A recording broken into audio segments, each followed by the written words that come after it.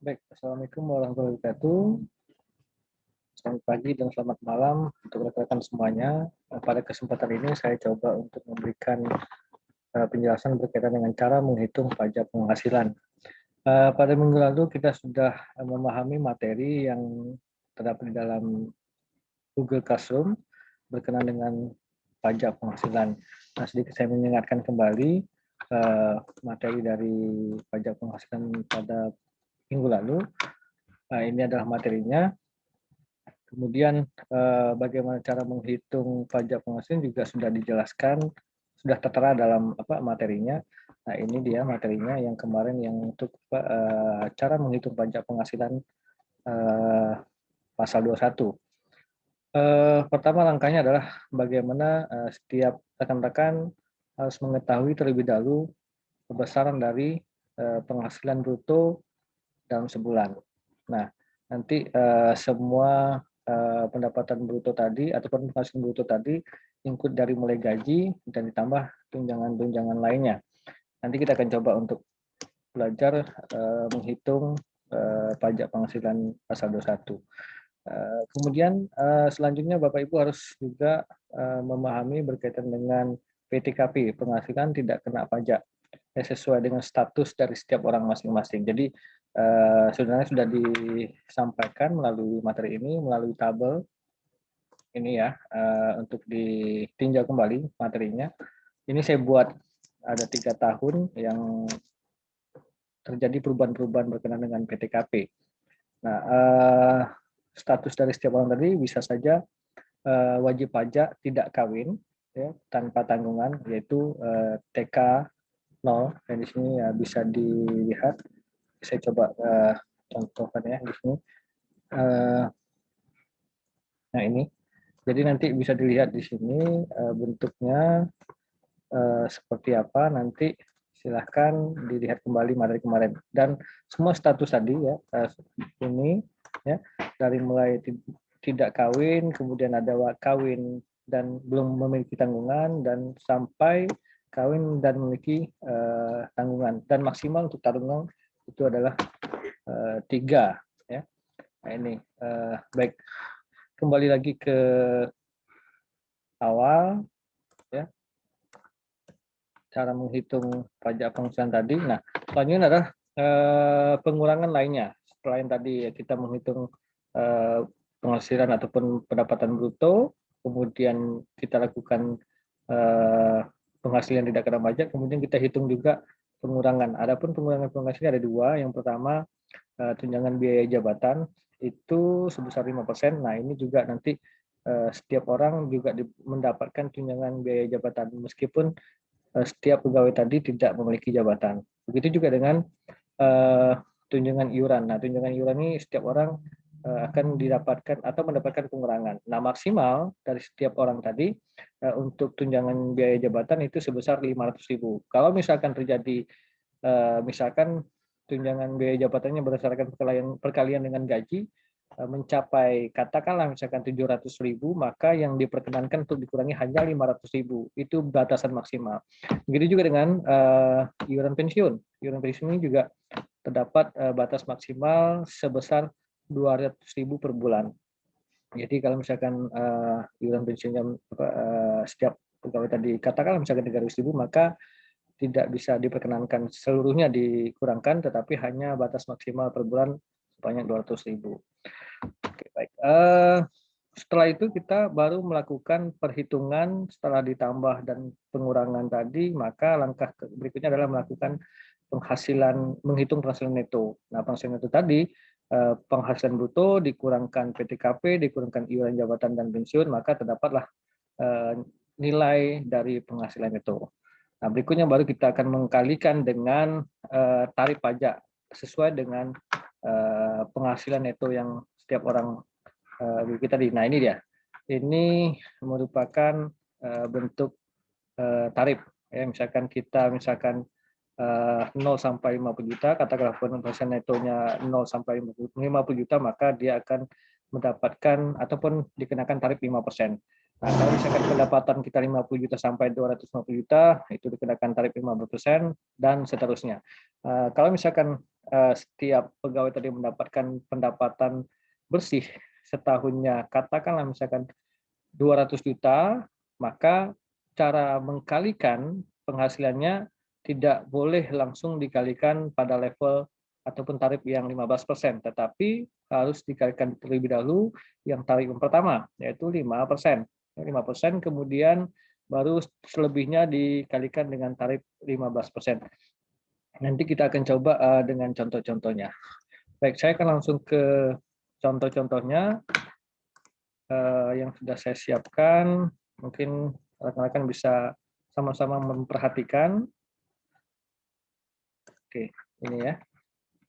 Yang penting adalah rekan-rekan semua harus memperhatikan aturan main daripada melakukan penghitungan penghasilan pajak ini tadi, ya, terutama PPh pasal 21. Nah, ini jangan sampai dilupakan ya, tadi sudah disampaikan juga.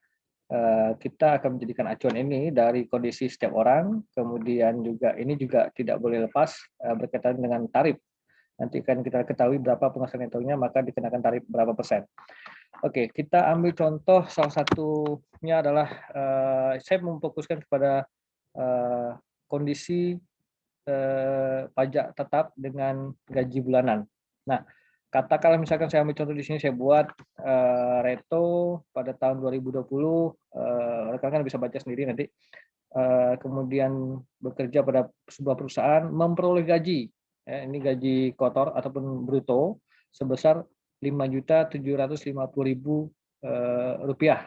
Ini sudah include lah dengan katakan dengan tunjangan dan segala macam. Nah, selain itu juga reto membayar iuran pensiun. Nah, iuran pensiunnya tadi sebesar 200.000. Ingat, sebesar 200.000, dan batasan yang dibolehkan maksimal berapa juga harus diingat. Ya. Nah, gaji sebesar 5.750.000. Oke. Nah, berikutnya kita akan melihat kondisinya. Reto menikah, dia sudah menikah, berarti statusnya kawin, ya, bukan TK. Kalau TK itu tidak kawin. Reto sudah menikah, ini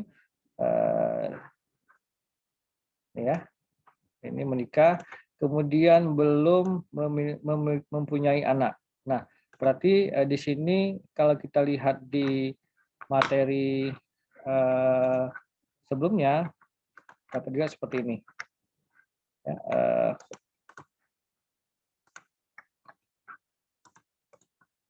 nah, ini dia. Berarti statusnya menikah, belum memiliki anak, maka kondisi si Reto berada di posisi ini dia, ya, di sini. Jadi K0. Nah, itu yang harus diingat, ya. Kemudian kita turun lagi kembali ke soal contohnya. Nah, pada bulan Januari penghasilan Reto dari PT Jaya Abadi hanya dari gaji. Ya, tidak ada pendapatan beneran, apakah itu bentuknya lembur dan segala macamnya. Nah, kita ingin menghitung nih. Hitunglah PPh pasal 21 yang terutang pada bulan Januari. Nah, langkah pertama yang harus dilakukan adalah rekan-rekan harus melihat dulu atau membuat dulu gaji. Di sini ya, gaji, ya, gaji, kemudian dituliskan harus sama rata ya, di sini, kemudian nanti dibuat gaji 5.750.000, kemudian berikutnya adalah melakukan pengurangan, ya, pengurangan terhadap biaya jabatan yang sudah ditetapkan. Dari ingat, biaya jabatan ini bukan harus setiap pegawai tadi punya jabatan, tetapi setiap pegawai punya semacam dari pemerintah itu memberikan keringanan, ya, berbentuk biaya jabatan meskipun tidak memiliki jabatan untuk dikalikan untuk dijadikan sebagai pengurangan. Maka nilainya adalah 5% dan ingat tidak boleh lebih dari 500.000 per bulan. Nah, caranya adalah menghitung besaran gaji dengan besaran persentasenya. Maka 5% kali 5.750.000 dapatlah sebesar Rp287.500. Nah, selanjutnya silakan dilakukan penambahan untuk pengurangan, ya, yang mana iuran pensiun ini juga dijadikan sebagai pengurangan. Nah, di sini langsung dituliskan poin 2 iuran pensiun. Iuran pensiun langsung dituliskan, kemudian di sini juga dituliskan sama rata dan dijumlahkan, maka jumlah dari biaya jabatan dan iuran pensiun ini diposisikan di sebelah sini, ya. Maka totalnya adalah 487.500. Oke. Sampai di sini mudah-mudahan rekan-rekan bisa memahaminya. Kemudian setelah kita selesai melakukan penghitungan pengurangan, maka gaji yang Reto dapatkan dalam 1 bulan tadi, maka dikurangkan dengan pengurangan ini tadi, ya, pengurangan dari biaya jabatan dan iuran pensiun. Maka 5.750.000 dikurangkan 487.500, maka total penghasilan sebulan. Nah, ini ya, ingat ini adalah untuk mencari penghasilan itu sebulan, maka dapatlah 5.262.500. Itu penghasilan sebulannya. Kemudian kita akan mencari penghasilan setahun, maka cukup dikalikan saja dengan jumlah bulan, ya, jumlah penghasilan 1 bulan dikalikan dengan jumlah bulan. Nah, ini maka dapatlah penghasilan itu dalam satu tahun itu sebesar Rp63.150.000. Oke, sampai sini mudah-mudahan rekan-rekan bisa memahaminya. Nah, selanjutnya adalah kita akan menuju ke langkah berikutnya adalah untuk menghitung besaran penghasilan tidak kena pajak. Nah, ingat status dari Reto tadi adalah dia menikah, kemudian belum memiliki atau belum mempunyai anak. Maka dari status nikahnya tadi dia mendapat pengurangan. Baik, pertama ini akan dilihat, jangan lupa untuk melihat tabel, kembali ke tabel di sini, ya. Untuk wajib pajaknya mendapatkan 54 juta rupiah. Nah, ditambah dengan status kawin, ditambah lagi 4.500.000 rupiah. Oke, itu harus diingat dan harus dipantau terus materi sebelumnya. Maka di sini penghasilan tidak kena pajak dari Pak Reto yang pertama adalah wajib pajak sendiri sebesar 54 juta, kemudian ada tambahan karena menikah statusnya tadi, maka 4.500.000. Nah, ini ya, jadi totalnya adalah total dari penghasilan tidak kena pajak bagi Pak Reto adalah sebesar Rp58.500.000. Oke, ini saya gambarkan juga, jangan sampai lupa untuk membuat status dari Pak Reto untuk memudahkan Bapak Ibu mengidentifikasi yang ini, ya. Oke, baik.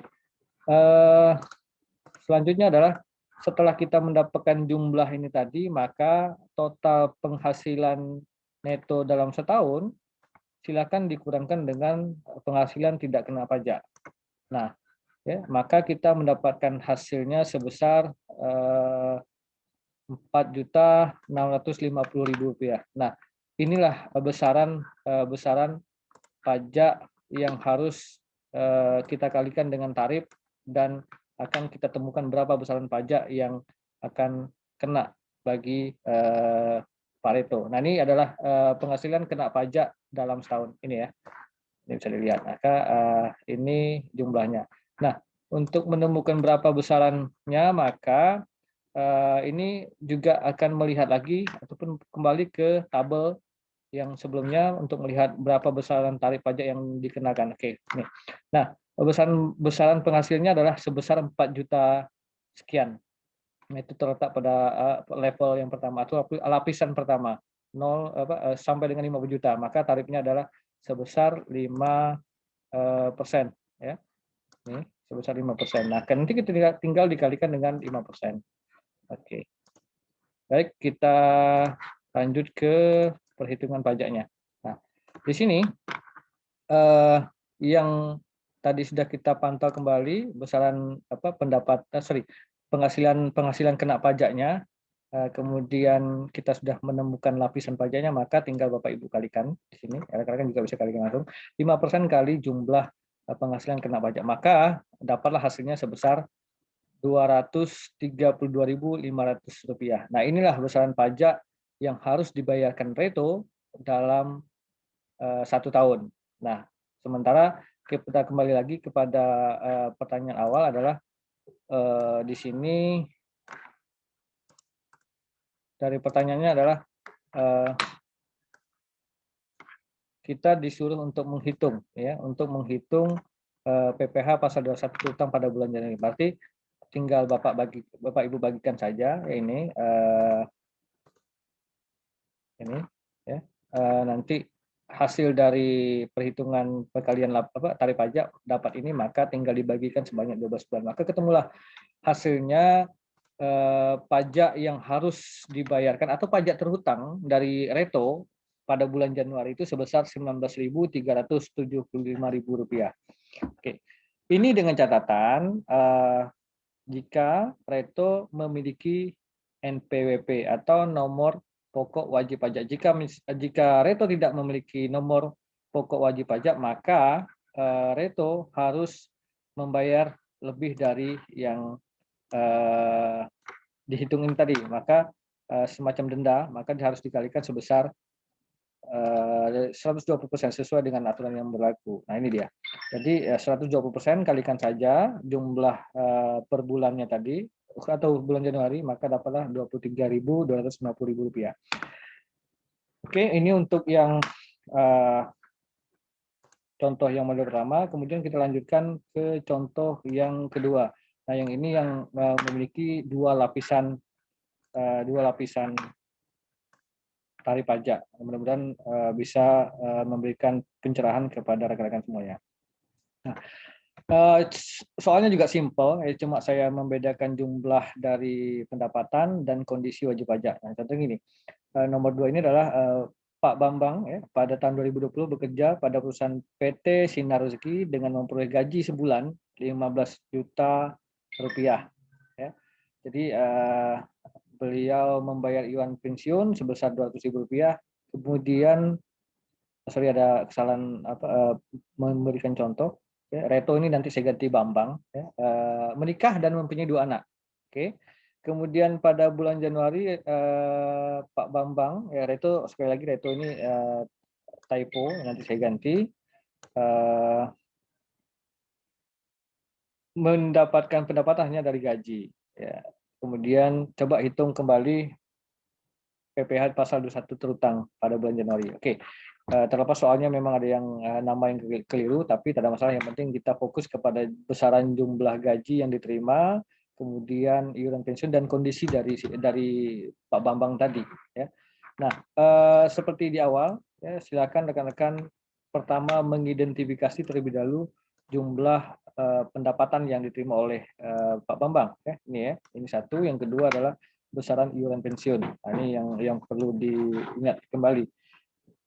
Nah, silakan tulis dulu besaran gaji di sini sama rata, jangan sampai salah ya, biar memudahkan kita. Nah, ini nanti silakan dicek kembali. Kemudian gaji 15 juta. Kemudian untuk pengurangan maka ingat kembali ada biaya jabatan dan iuran pensiun. Setiap orang sama ya, memiliki jabatan atau tidak tetap mendapatkan biaya jabatan sebesar 5%. Nah, di sini untuk biaya jabatannya 5% dikalikan gaji. Ya, jadi dapatlah nih jumlahnya sebesar 750.000. Ingat, batasan maksimal dalam sebulan untuk biaya jabatan hanya diperkenankan sebesar 500.000. Tidak boleh dituliskan untuk pengurangan sebesar 750.000. Maka di sini kita tulis 500.000 rupiah. Maka 250.000 rupiah nanti akan dimasukkan ke dalam pengurangan gaji dengan maka terinclude di sini nanti tentunya. Oke. Berikutnya adalah iuran pensiun, ya, batas maksimalnya 200.000, maka kita tidak perlu lakukan seperti biaya jabatan. Tetapi kalau misalkan nanti rekan-rekan ketemu iuran pensiun yang melebihi batas maksimal, maka cara menulisnya atau membuatnya sama dengan biaya jabatan di sini. Silakan tulis dulu, misalkan 300.000, maka sebelahnya baru dibuat 200.000 rupiah. Oke, baik, kita lakukan pengurangan, maka pengurangannya setelah kita dapatkan hasil pengurangannya sebesar 700.000, maka penghasilan neto ya, dalam sebulan itu ya ialah sebesar Rp14.300.000. Nah, selanjutnya untuk mendapatkan hasil penghasilan neto setahun Rp14 juta tadi, silakan dikalikan dengan jumlah bulan dalam setahun, yaitu 12 bulan, maka dapatlah penghasilan neto dalam setahun sebesar Rp171.600. Ya, mudah-mudahan sampai di sini rekan-rekan juga bisa memahaminya, bisa mengikuti penjelasan saya. Kita lanjutkan ke tahapan berikutnya adalah untuk menentukan PTKP. Nah, ini juga kembali lagi kepada kondisi dari Pak Bambang tadi, ya, yang mana Pak Bambang tadi sudah menikah dan memiliki 2 anak. Nah, maka sorry, di sini ada kesalahan, harusnya di sini yang kedua ya. Saya akan tuliskan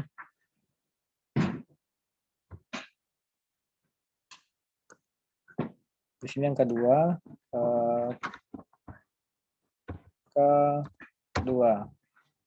ya.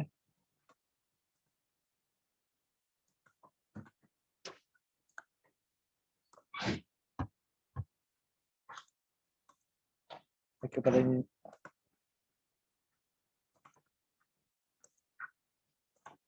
baik, selanjutnya kita lanjut, ini tadi kesalahan, nanti saya akan perbaiki ya.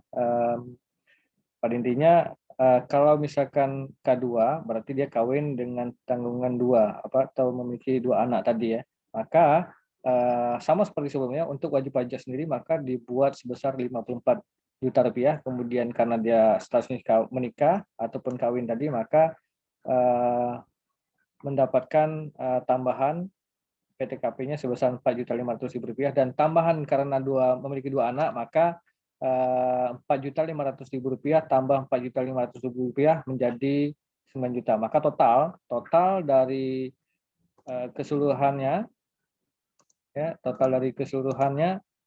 maka kita jumlahkan, dapatlah totalnya ada sebesar Rp67.500.000. Oke.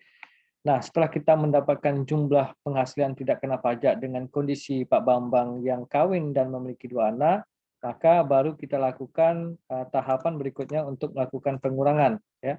Pengurangan penghasilan neto tadi dalam setahun, kita kurangkan dengan penghasilan tidak kena pajaknya, maka kita dapatlah penghasilan kena pajak Pak Bambang sebesar Rp104.100.000. Ya. Ini ingat, kita kurangkan dulu penghasilan neto setahun dengan penghasilan tidak kena pajak sebesar Rp60.500.000, maka dapat Rp104.100.000. Oke, ini untuk setahun. Maka dengan kondisi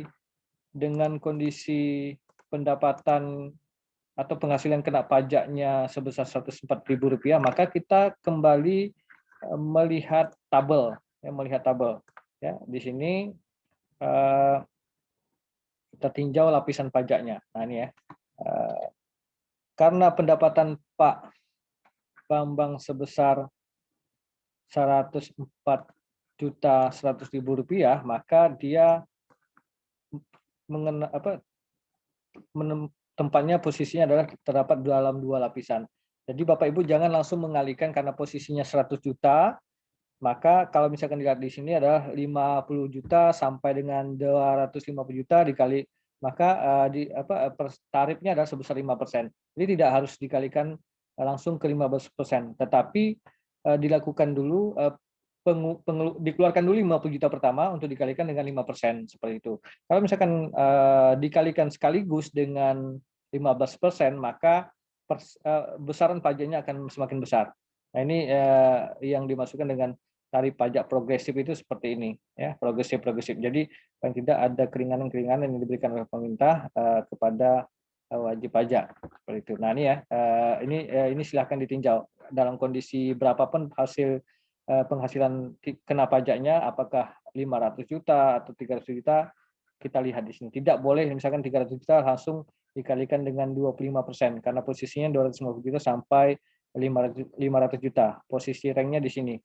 Tetapi harus dilakukan dulu pengurangan, misalkan 300 juta tadi, 50 jutanya kita keluarkan untuk yang lapisan pertama, kemudian yang sisanya kita lihat lagi apakah posisinya di sini. Nah, seperti itu. Jadi kalau misalkan kita hitung 300 juta itu, yang pertama dia akan dikenakan 3 lapisan pajak. Pertama 50 juta pertama dikenakan 5%, kemudian 200 juta berikutnya adalah 15%, kemudian sisa dari berikutnya adalah tinggal 50 juta yang itu yang dikenakan tarif 25%. Ya, semoga bisa memahami apa yang bisa saya sampaikan. Kemudian kita kembali ke soalan tadi ya untuk pembahasannya. Oke. Nah, di sini balik kembali ke sini. Tadi kita sudah tinjau, maka 100 juta tadi kita bagi atau kita keluarkan dulu 50 juta untuk kita kalikan dengan tarif 5%. Nah, ini dia. Jadi dapatlah sebesar Rp2.500.000 untuk tarif 5%-nya tadi. Jadi dari sisa Rp104.100.000 kurangkan 50 juta ini, kemudian dapatlah sisanya sebesar 54 juta. Nah ini dia, 54 juta ini baru kita kalikan dengan tarif 15%. Nah dapatlah hasilnya sebesar Rp2.705.000. Oke. Ini untuk lapisan kedua. Maka total dari besaran penghasilan kena pajak dari Pak Bambang yaitu sebesar Rp5.205.000 per tahun. Jadi dalam 1 tahun itu Pak Bambang pajaknya sebesar Rp5.205.000. Nah, pertanyaannya kembali ke soalan yang mana soalannya adalah meminta untuk menghitung pajak bulan Januari. Ini ya, kita akan lihat ini pajak. Hitunglah pajak untuk bulan Januari. Maka besaran pajak pada bulan Januari tinggal digagikan dengan jumlah bulan. Ya. Mudah sekali. Jadi tidak ada yang sulit untuk menghitung pajaknya. Nah, ini Rp5.205.000 bagi 12 bulan, maka dapatlah besaran pajaknya pada bulan Januari sebesar Rp433.750 dengan catatan memiliki NPWP. Kalau tidak memiliki NPWP maka akan dikenakan denda dan dikalikan sebesar 120%. Nah ini dia ya sebesar 20%. Ya, oke. Ini. Nah ini dia. Sebesar 120 kali 433.750.000, maka besaran pajak pada bulan Januari yang harus dibayar ataupun pajak pasal 21 terutangnya adalah Rp520.500. Oke, mungkin ini yang bisa saya sampaikan. Nanti silakan rekan-rekan untuk memahami dan mempelajari secara mandiri. Semoga dengan nanti yang soal-soal latihan yang dibagikan bisa dikerjakan dengan baik. Baik, mungkin itu saja yang bisa saya sampaikan untuk memberikan bantuan semacam pemahaman lah untuk rekan-rekan semuanya. Terlebih kurang saya mohon maaf. Wassalamualaikum warahmatullahi wabarakatuh.